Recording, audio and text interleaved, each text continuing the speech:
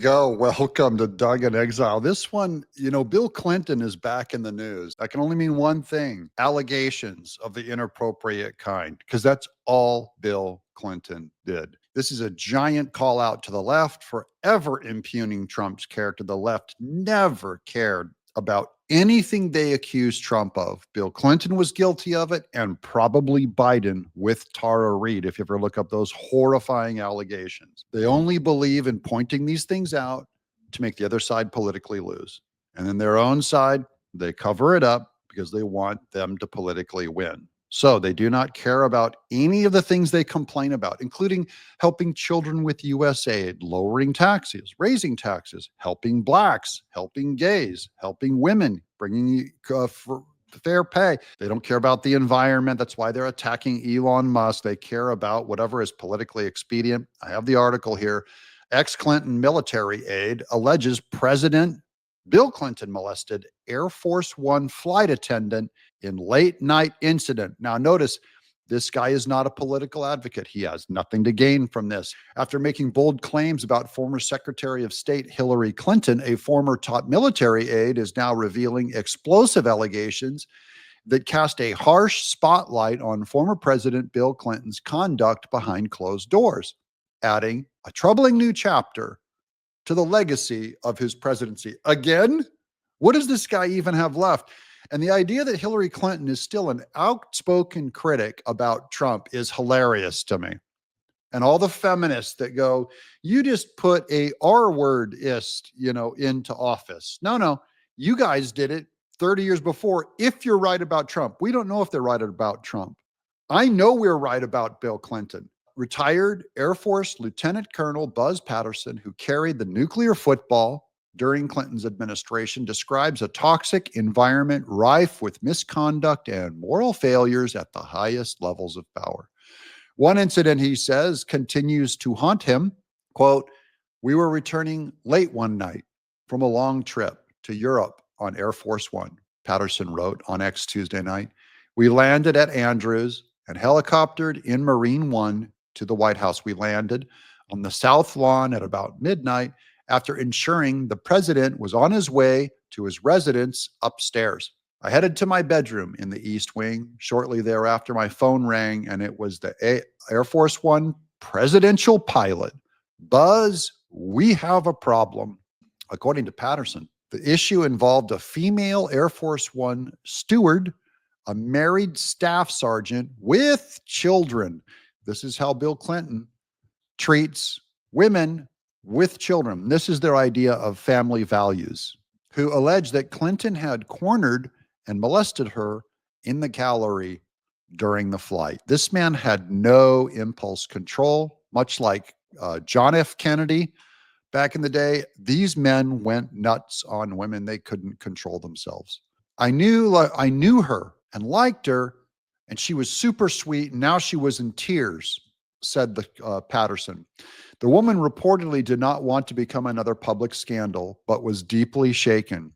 And again, Bill Clinton always, relies on the silencing of these women and the shame of these women, knowing that if this woman right now came out with her story, she would be dogpiled by the left. She'd be dogpiled by The View. She'd be dogpiled by MSNBC. It would be attack her, not Me Too, not believe all women. Democrats don't believe all women. The feminists went out and attacked every person who accused Bill Clinton of something. And that's why we laugh at them at the Me Too movement, all this made up fake tears over Trump. Quote, "All she wanted was an apology." Now, we've gone into this yesterday about Jake Tapper just needing to just come out and just wholly apologize. Joe Biden just come out and apologize for lying. And they don't, of course, no one's going to apologize. And that is a sign of pride. Patterson explained, in the world of Monica Lewinsky, Paula Jones, and Kathleen Wiley, this wasn't surprising to me. It was, however, terribly disappointing and sad. What happened next left a lasting impact on Patterson. Quote, "That morning, as a young major, I had to walk to the Oval Office and tell the commander-in-chief that he needed to apologize to the young lady," unquote, he continued. He says, "I've been shot with hot metal but this was the toughest day of my life. Can you imagine having to go to your superior, especially when they're the president of the United States, and go, not tell them they're busted, but just go, you know what? You should apologize to her. She has to work for you in torment, this mother of children. 2 weeks later, Patterson said the president finally addressed the incident barely. Now, this is what I talked about yesterday with Tapper also. Their apologies are a cover-up. They're not sorry. They only checked the box. So Jake Tapper can go, I called Laura Trump and said she was right. Oh, but did you publicly make an apology? No, they don't do that. Quote, we got the two together aboard Air Force One in the president's office, and he offered a very uncontrite half apology. Patterson stated he didn't care. I want that to sink in. Bill Clinton, the conclusion of this other guy, said Bill was not contrite for groping a woman, and he didn't care, was his conclusion. That is, every Democrat, when they cry about Elon Musk and Trump and whatever other USAID and these 18-year-olds, of Doge are getting into people's social security, numbers and stealing social security and everything, they don't care. They never cared. What they really meant was our guy is going to lose and your guy is winning. Quote, if anybody in the military had done that, it would have been jail, expulsion, or both. It would have been Fort Leavenworth, but not for this president, not for this man. It was just another day. This was normal. This was Bill Clinton's standard operating procedure. And he's the head of the military, the commander in chief. Like the level of respect that Trump has for the military compared to Bill Clinton, you can't say both sides. Oh, E. Jean Carroll. E. Jean Carroll was a Democrat lunatic. The judge was a Democrat lunatic. Jury, a Democrat lunatic. Up and down. In a majority, 92%, giving to Joe Biden, who digitally groped Tara Reade.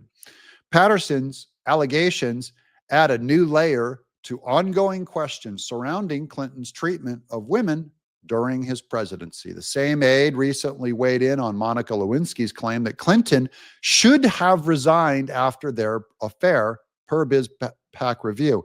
Now, just to show you how fair I am and what I think of the situation, what Clinton did in office, he should have resigned. If Trump did the same thing in office to an intern, to an underling, he should resign. He has not, to my knowledge. I was there, said Buzz. She was right, he said. Bill should have resigned, but he hated Al Gore. It was, bar none, the longest 2-year assignment of my life. Now, that's an interesting insight into Clinton hating Al Gore. Imbecile, inconvenient truth, environmentalist, lunatic Al Gore. Bill Clinton hated him. And it's kind of like Biden also manipulating his vice president, having to navigate people they hate. While Patterson also described Hillary Clinton's role in crisis management, that's in quotes. Hillary Clinton did crisis management, that is, cover up and throw a fellow mother of children over the bus. During that period, his central criticism remains fixed on Bill Clinton himself, from foreign travel to the White House residence. Patterson says, the former president left behind a legacy, quote, with absolutely no integrity and no moral fiber, and all of the feminists voted for him. That's news on Bill Clinton. It's an exposure of Hillary Clinton. It's an exposure of the entire left, especially opponents of Trump, that they don't care. Remember that they never cared, especially about women. They despise any woman that gets in the way of them and their power. I'm Doug in Exile.